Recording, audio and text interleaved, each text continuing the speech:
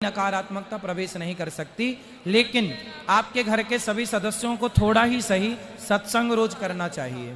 यदि कोई सत्संग रोज करता है और भगवान का कीर्तन भजन से जुड़ा है तो वो व्यक्ति कभी नकारात्मकता का शिकार नहीं हो सकता, नेगेटिविटी का शिकार नहीं होगा।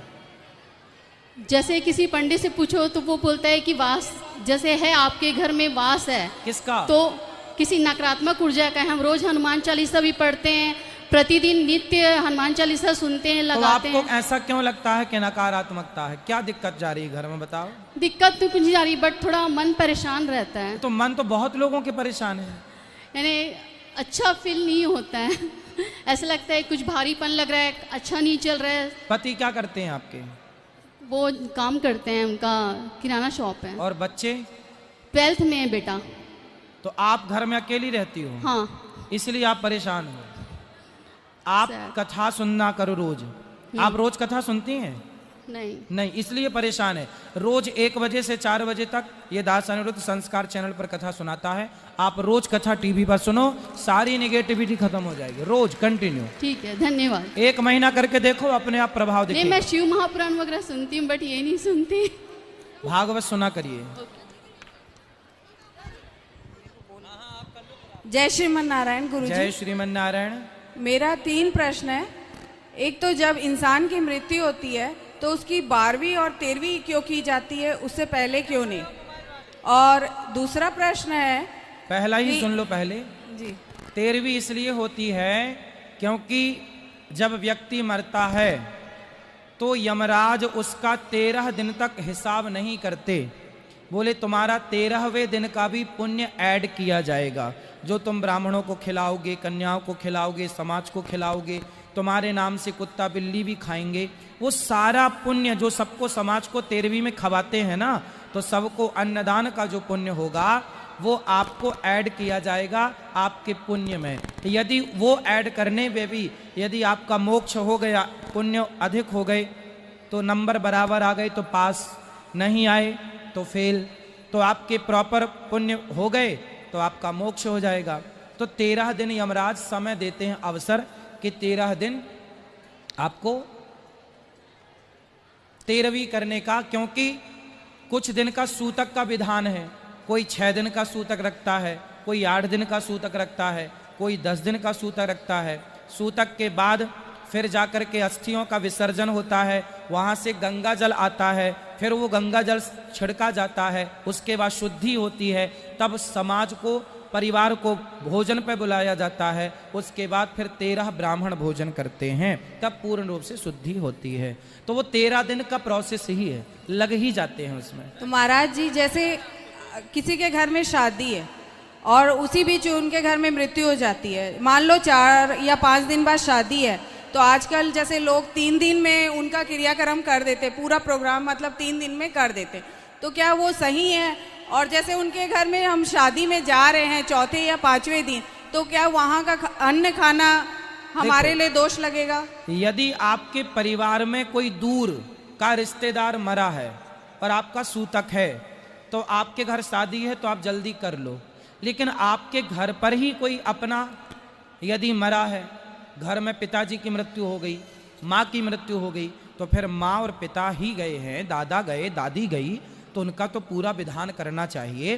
परंतु आपके बगल के गांव में, आपके दूर के रिश्तेदार में कोई मर गया है और आप सूतक मानते हैं, तो आप भले कम दिनों का करके अपना कर लो, पर घर परिवार में है, माँ बाप और दादा दादी का, चाचा चाची का, जेठ का, जेठानी का, उसे पूरा मानना चाहिए। शादी 4 दिन आगे कर लो। नहीं, ऐसे आजकल हो ही रहा है, जैसे 6 माही होने को तो आजकल क्लबों में लड़का लड़की नाच भी रहे हैं पूरी रात शराब पी के। अच्छा महाराज जी, क्या नहीं हो रहा?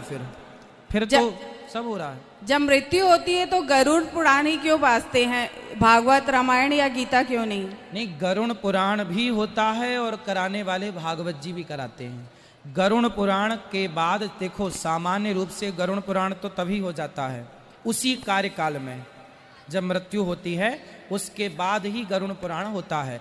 सूतक के टाइम पर गरुड़ पुराण होगा और जब शुद्धि हो जाएगी उसके बाद फिर श्रीमद् भागवत जी होंगी। अच्छा महाराज जी, मंगला दर्शन का क्या महत्व है, थोड़ा सा बता दीजिए। मंगला दर्शन भगवान के वैकुंठ लक्ष्मी पति का जो दर्शन करने का पुण्य है वही मंगला का दर्शन करने का पुण्य है। बोलो। राधे राधे महाराज जी। राधे राधे। महाराज जी मेरे पिताजी नहीं है, आज 12 वर्ष हो गए उनको गए हुए। मेरे 2 भाई हैं, वो उनका तर्पण सब कुछ करते हैं, लेकिन मेरे मन में भी इच्छा रहती है कि मैं कुछ करूं, तो क्या मैं कर सकती हूँ? नहीं, आपके भाई कर तो रहे हैं। तो हम नहीं कर सकते, बेटियां नहीं कर सकती? तो जब भाई हैं तो काहे करना है? भाई ना होते तो आप सब करती। जब हो ही रहा सब, झाड़ू लग ही गई तो आपको क्यों क्यों झाड़ू लगाना है? ठीक है। जहां जब हो ही रहा सब काम तो आपको क्या जरूरत? अब घर में भोजन बन गया है, अब फिर आप बनाने लग जाए, सब हो ही गया। ठीक है, शंका थी बस एक मन में पूछने की। सास ससुर की सेवा करो बस। हाँ वो तो थी बस जी।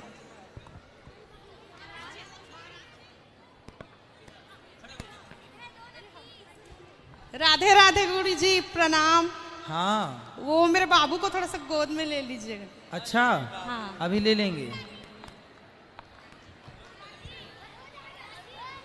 राधे राधे गुरुजी। राधे राधे। गुरुजी, मेरे दादा से आपका एक प्रश्न है। हाँ। सुदामा के हम इतना लीला सुने हैं, लेकिन उनके पिताजी का नाम क्या है? धर्माध्वरी। सुदामा जी के पिता का नाम है धर्माध्वरी। धर्माध्वरी सुतः सुदामा। जी गुरुजी।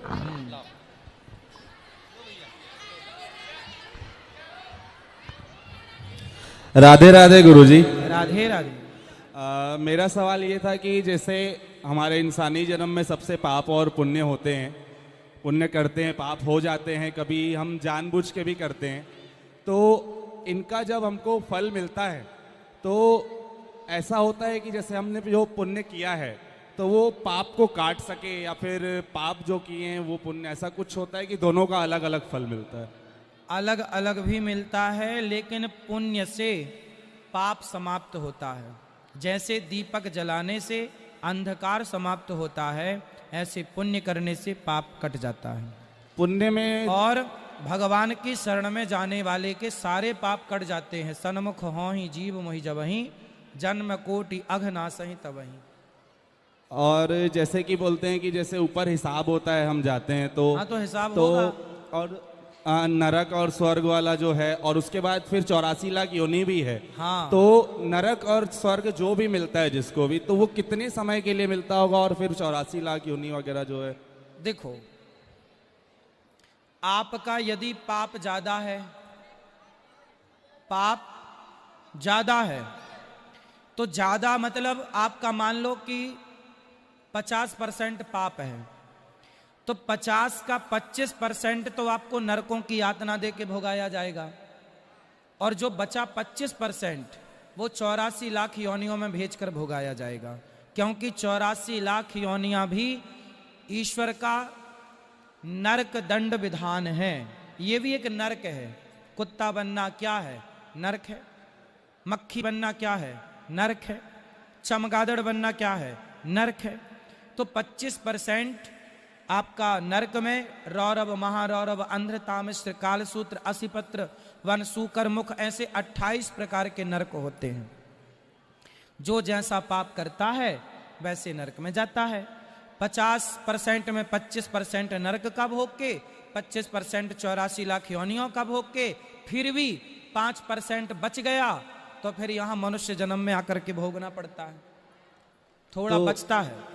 गुरुजी हम किस टाइप के पुण्य करके हम मतलब उनको काट सकते हैं, या फिर ऐसा कुछ पुण्य सिर्फ संकल्प लो, हम कभी झूठ नहीं बोलेंगे, कभी गलत काम नहीं करेंगे, सदा भगवान को याद रखो और याद करते हुए कर्म करो, भगवान आपके हर पाप को क्षमा कर देंगे। ईश्वर के शरण में रहो। गुरुजी ये आपके लिए कुछ छोटा सा तोहफा लाया था मैं। खुश रहिए। क्या लाए हैं? वाह, ये आप बनाए हैं हाथ से क्या? अच्छा, हाथ से नहीं, डिजिटल है। अच्छा डिजिटल, ठीक है, अच्छा है, सुंदर। आप अपने घर में रखना इसको, हमने स्वीकार कर लिया। आप ले आओ यहाँ, हाथ लगवा लो, फिर आप घर पे रखना। ले आओ यहाँ। राधे राधे गुरुजी। हाँ मैया। गुरुजी हम लोग गुजराती हैं। हाँ। मेरे मंदिर में कुल देवी का फोटो है, कान्हा अच्छा जी मैया, का है। मैया जी आप गुजराती हो? जी तो ये बताओ कढ़ी में शक्कर डाल के क्यों खाती हो? हमेशा गुड़ भी डाल जी खुश रहिए। गुरु जी राधे राधे। राधे राधे। इस तरफ भी माइक ले आना। महाराज जी प्रणाम। हाँ मैया। महाराज जी प्रणाम। राधे राधे बोलो मैया। मैं ये पूछना चाहती हूँ कि जैसे आप बोले थे कि बच्चों के लिए बंटवारा कर देना का तिलक। जी तो ये बहुत पहले से प्रथा चलते आ रही है, तो क्या किया जाए, मतलब बलि कर सकते हैं या नहीं? आप अपने अंतरात्मा से पूछो। महाराज राधे राधे गुरुदेव। हाँ जी आएगा, आज आएगा। राधे राधे गुरुदेव। राधे राधे गुरुदेव मेरी भांजी